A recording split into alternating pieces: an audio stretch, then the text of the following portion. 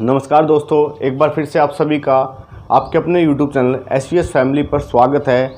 कब हमने Gauss law किया था और उसके बारे में उसका प्रूफ पढ़ा था कि प्रूफ कैसे करते हैं, और मैंने बताया था कि गॉसियन सरफेस को सिलेक्ट करते हुए हमें 3 चीज़ों का ध्यान रखना है, वो भी हम पढ़ेंगे। और हमें ये पता करना है कि कोई सरफेस गॉसियन सरफेस कब होता है। तो अगर मैं प्रॉपर्टी की बात करूँ तो ये एक इमेजनरी सरफेस होता है, हाइपोथेटिकल इमेजनरी सरफेस होता है विच एनक्लोज चार्ज। इमेजनरी सरफेस होता है जिसके अंदर चार्ज एनक्लोज होता है, पर इसमें एक कंडीशन होती है। वो कंडीशन क्या होती है? कंडीशन क्या होती है कि theta between E and D S same at every point.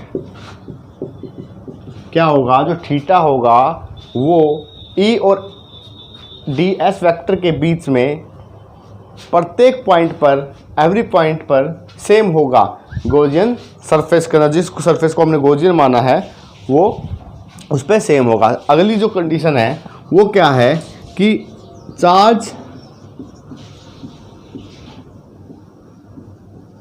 Should be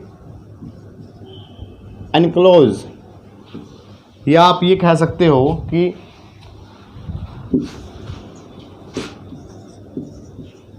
surface should be close, जो सरफेस है वो क्लोज होना चाहिए। ठीक है, सरफेस जो है क्लोज होना चाहिए। अगर आपको गॉसियन सरफेस लेना है तो वो सरफेस आपका क्लोज होना चाहिए। तो अगला जो है the surface must pass through the point where electric field calculated, electric field to be calculated लिख लिए आप।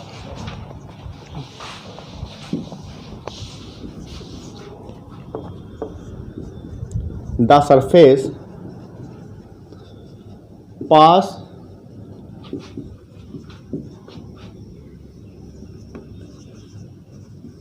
through the point where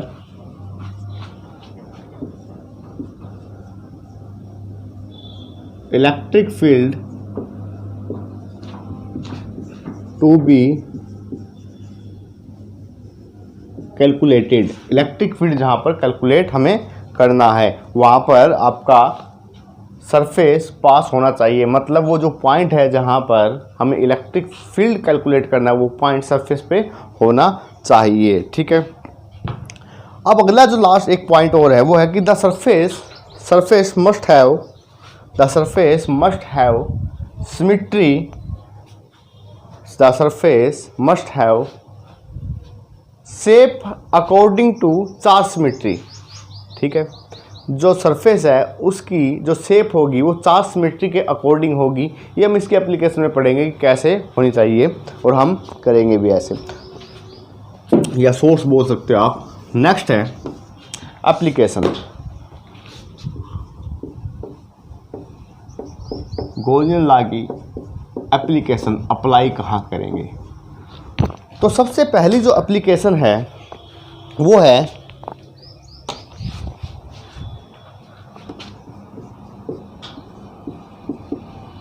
uniform charge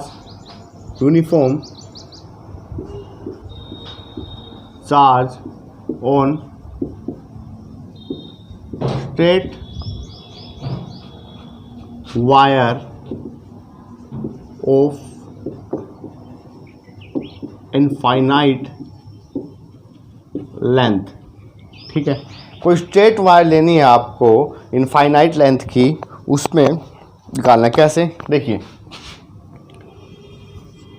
एक वायर है ये,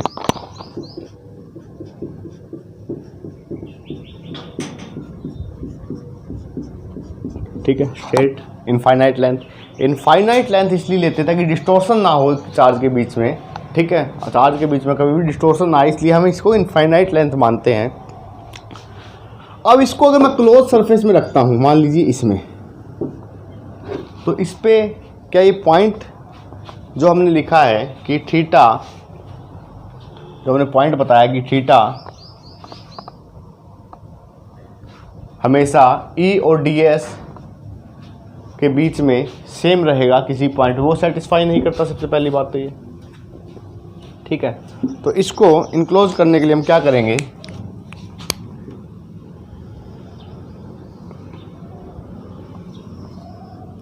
सिलेंड्रिकल शेप देंगे भाई, इसकी सिमेट्री यही बनेगी, ठीक है। सिलेंड्रिकल शेप देंगे और ये जो लेंथ होगी आपकी L होगी, ये लेंथ कितनी होगी L, ठीक है। तो यहां पर एक सरफेस ये है, एक सरफेस ये है जो हम गॉसियन सरफेस मानेंगे, और एक सरफेस ये है जो कर्व है, ठीक है।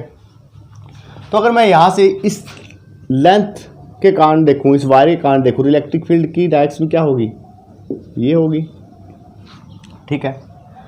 और अगर मैं इसे गॉसियन सरफेस मानता हूँ यहाँ से, तो इस ds की डायरेक्शन क्या होगी, ये होगी, ठीक है।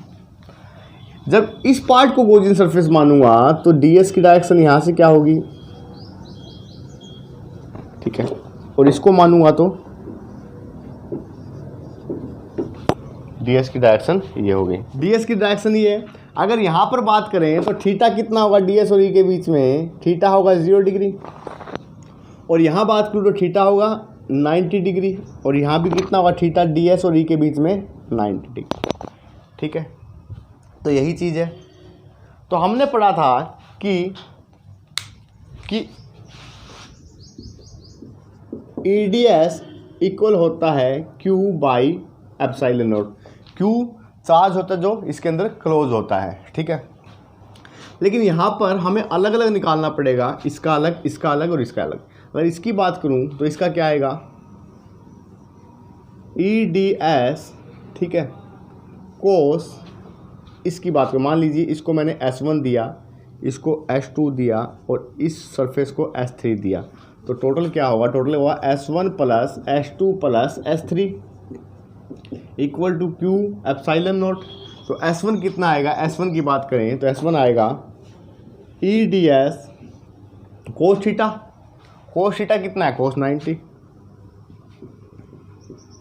S2 क्या है, S2 ये, तो इसका भी आएगा EDS कोस 90। तीसरा S3 में कितना है angle, EDS cos 0 equal to Q by epsilon naught, ठीक है। EDS कोस 90 S1 के लिए लिख दिया, S2 के लिख दिया EDS कोस 90, और थर्ड जो 0 एंगल दिया वो इस S3 के लिए हमने लिख दिया। तो कोस 90 कितना होता है, कोस 90 होता है 0, तो ये कंप्लीट 0 हो जाएगा। यहाँ भी कोस 90 0, तो ये भी 0, कोस 0 1, तो यहाँ पर आ गया हमारा EDS equal to Q epsilon naught, ठीक है। अब यहाँ पर E तो कांस्टेंट है, क्योंकि E सेम है, तो E कांस्टेंट है, तो यहाँ से हम क्या करेंगे, E को बाहर निकालेंगे और DS equal to Q by epsilon naught, Q by epsilon naught. तो हमने इंटीग्रेशन कर दिया DS का, तो DS का अगर इंटीग्रेशन करता हूँ तो क्या आएगा, 2 पाई RL, L क्या है, इसकी लेंथ है, equal to Q by epsilon naught, Q by epsilon naught. अब मुझे एक बात बताइए कि हमने पढ़ा था कि लीनियर चार्ज डेंसिटी जो कि हम लैम्डा से शो करते हैं वो किसके इक्वल होती है, लीनियर चार्ज डेंसिटी होती है Q बाय L के इक्वल। अगर यहाँ से Q की वैल्यू निकालूँ तो लैम्डा L आएगी, तो ये एक लीनियर है, इसकी चार्ज डेंसिटी क्या होगी, लैम्डा, और लैम्डा से अगर हम Q की वैल्यू निकालें तो Q की वैल्यू आ गई लैम्डा L। तो यहाँ पर क्या रखेंगे, E 2 पाई RL, Q की जगह लैम्डा L अपॉन में एप्सिलॉन नॉट। तो E की वैल्यू निकाल लीजिए, लैम्डा L अपॉन में 2 पाई RL एप्सिलॉन नॉट। तो L से L कट गया, ठीक है, L से आपका L कट गया, तो आपके पास वैल्यू जो आई वो क्या आई, lambda 2 pi R epsilon naught जो है आपकी वैल्यू आ गई। अब देखिए आगे इसमें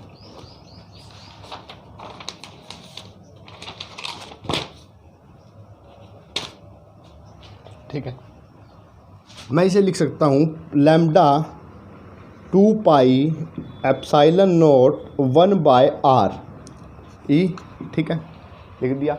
तो अगर नोट हो गया हो तो इसे हम साफ करते हैं।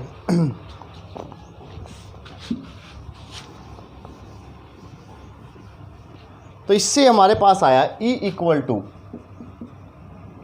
To lambda 2 pi epsilon naught 1/r। तो मैं कह सकता हूँ E is directly proportional to 1/r।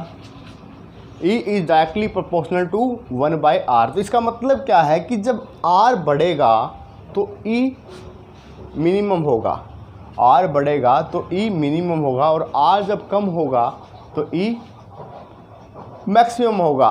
तो अगर मैं ग्राफ की बात करूं यहाँ से, E मिनिमम होगा, ज़ीरो नहीं हो पाएगा, इन्फिनिटी बोल सकते हैं हम, E और R। तो यहाँ से जो ग्राफ बनेगा वो ग्राफ बनेगा ये, ठीक है, टेंस टू ज़ीरो, ठीक है, नोट है ज़ीरो, ये आएगा टेंस टू ज़ीरो, ठीक है। तो ये ग्राफ होगा लीनियर चार्ज डिस्ट्रीब्यूशन के कारण जो ग्राफ बनेगा हमारा, ठीक है। अब नेक्स्ट जो पॉइंट है हमारा सीट का पॉइंट है वो हम नेक्स्ट क्लास में करेंगे। इसका आप थ्योरेटिकल लिख कर जितना भी हो सकता है इसको, इसके नोट्स बनाकर प्लीज़ सेंड कीजिए, ठीक है। उसके बाद नेक्स्ट टॉपिक करेंगे, तब तक के लिए थैंक यू।